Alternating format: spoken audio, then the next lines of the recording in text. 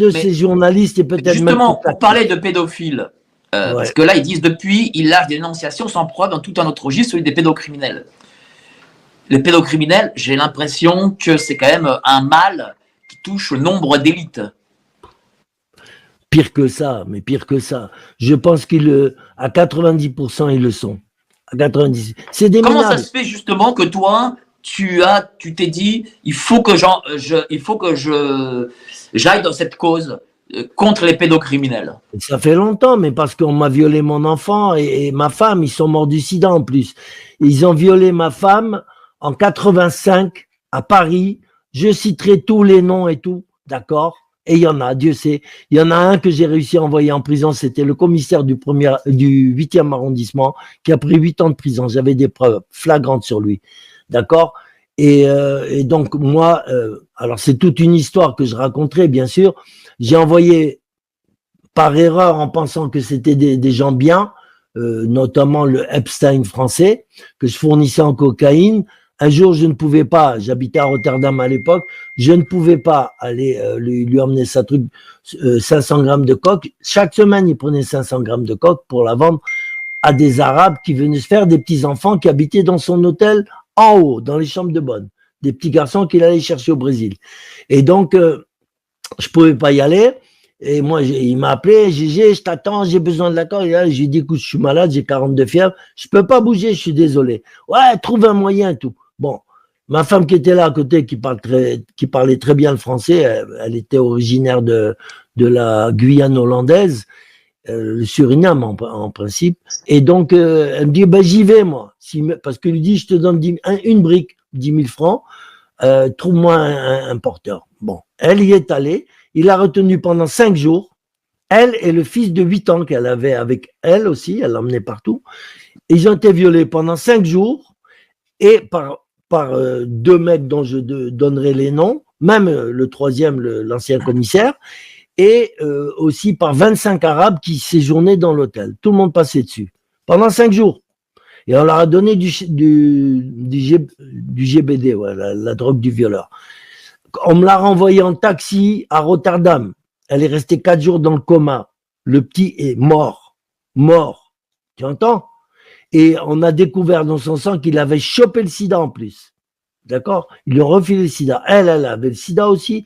Elle en est morte. Pendant que moi, j'étais en prison. Parce que j'ai voulu venir me venger tout de suite. Malheureusement, j'ai pas résisté. Sop, le commissaire du 8e m'a fait arrêter.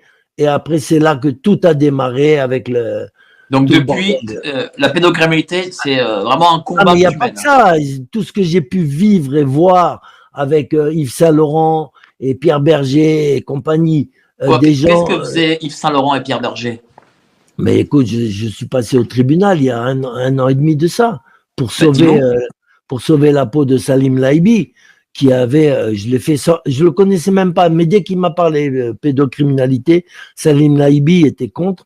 Il avait écrit un livre contre ces salopards et qui était mort à titre posthume, mais ces deux-là je parle bien sûr de Yves Saint-Laurent, j'ai pris 20 ans de prison au Maroc à cause de lui, encore une histoire de cocaïne, et Pierre Berger, d'accord, à cause de ces deux salopards, en principe j'ai pris 20 ans. Et je n'attendais que le moment de me venger. C'est Salim Laibi qui m'a apporté la possibilité. Un jour, parce que lui, il les avait dénoncés, et bien entendu, comme en France, on protège beaucoup les pédophiles, et peut-être de plus en plus, j'aimerais dire de moins en moins, mais je ne sais pas trop. Je pense que ça, c'est exponentiel. Ça, c'est trop répandu. Les mecs, ils bandent de moins en moins, ils ont des petites quéquettes, et pour eux, l'idéal, c'est de violer des petits-enfants. Voilà. Tous nos élites en col blanc, c'est-à-dire que Pierre Berger et Yves Saint-Laurent, bon, qui étaient homosexuels, étaient aussi pédophiles. Pire que ça. Mais plus que... Ils n'étaient pas seulement mais je crois que l'homosexualité, parfois, elle mène à la pédophilie. Je le pense. Alors attention, parce que là, on ne sait pas... Je ne veux pas généraliser. Hein. Non, je ne veux pas généraliser. Voilà. Mais quand on a franchi ce pas déjà de l'interdit, mais c'est vraiment l'interdit, quoi. Moi, j'ai franchi des milliers de pas de l'interdit, mais pas avec la sexualité, en tout cas. Et donc, Salim Laibi avait pris 6 mois de prison et une grosse amende, d'accord. En appel, il m'a demandé si je pouvais intervenir pour lui, alors qu'il ne me connaissait pas. Il me connaissait à travers mon livre. Il avait lu que j'avais pris 20 ans de prison au Maroc et tout. Il m'appelle, il me dit voilà, il m'appelle sur Messenger, où on n'a pas besoin de numéro de téléphone. Il me dit voilà, je te demande ton aide, est-ce que tu pourrais m'aider? Je dis avec plaisir. Il est venu ici, je suis passé au tribunal comme témoin assisté, j'ai gagné le procès. Et même l'avocat de Salim Laibi est venu me dire au tribunal devant la juge et la truc, Monsieur Forêt, bravo, vous avez ouvert une brèche, vous avez dans le monde de la pédophilie, vous avez créé un séisme, voilà. Et c'est vrai que j'ai créé. Et maintenant ils ont peur, ils se cachent parce qu'ils savent que je les traque et je suis pas le seul. Très bien. D'accord.